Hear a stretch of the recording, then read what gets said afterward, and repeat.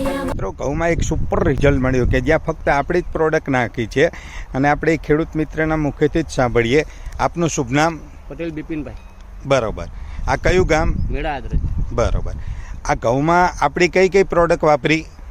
ઘઉંમાં ભૂવસ્ત્ર નાખ્યું, grow magic, વોલિપ, એમાં spray એનો ઉપયોગ કરેલ છે. બરાબર. બહારની કોઈ પ્રોડક્ટ નાખી? બિલકુલ નથી નાખી. અને આ બાજુનું ખેતર છે એમાં કઈ કઈ પ્રોડક્ટ ખેડૂત મિત્રએ વાપરી છે? આપણી પ્રોડક્ટ નાખી કોઈ? ના, પેસ્ટિસાઇડ. 100% પેસ્ટિસાઇડ. તો ભાઈ આપણે જોઈએ આ બંનેના ઉતારામાં કેટલો ફરક પડે અત્યારે હાલના વિકાસ પ્રમાણે? 30-35% ફેર પડે. 30-35%. ચલો આપણે ભાઈ ચેક કરી લઈએ. તો બિપિનભાઈ તમે એક છોડ લઈ આવો અંદરથી અને જાહિદભાઈ તમે એક છોડ લઈ આવો અને બંનેની કેટલી સડી છે એ ગણી લઈએ આપણે. બરાબર. તો દોસ્તો તમે જુઓ આપણે પ્રેક્ટિકલ એ બંનેમાંથી એક એક છોડ ઉપાડીએ છીએ અને એક એક છોડ ઉપાડીને ભાઈ બંનેની સડી ગણો.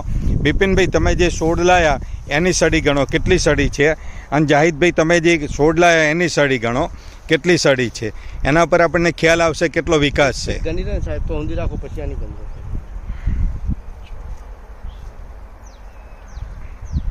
11.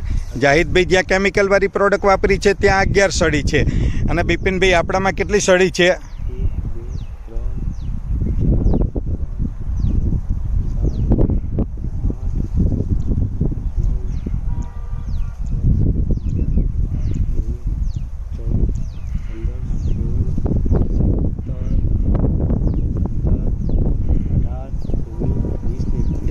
21 સડી છે. 21 સડી છે. જ્યાં આપણી પ્રોડક્ટ વાપરી ત્યાં દોસ્તો 21 સડી છે ને અહીંયા 11 સડી. એટલે હું તમને એ વસ્તુ કહું સ્ટેટ વેટ ડબલ સડી છે તો આવક પણ ડબલ થઈ શકે. યસ કે નો? બરાબર. તો આ પ્રોડક્ટ વાપરવાથી તમને સંતોષ છે? સંતોષ.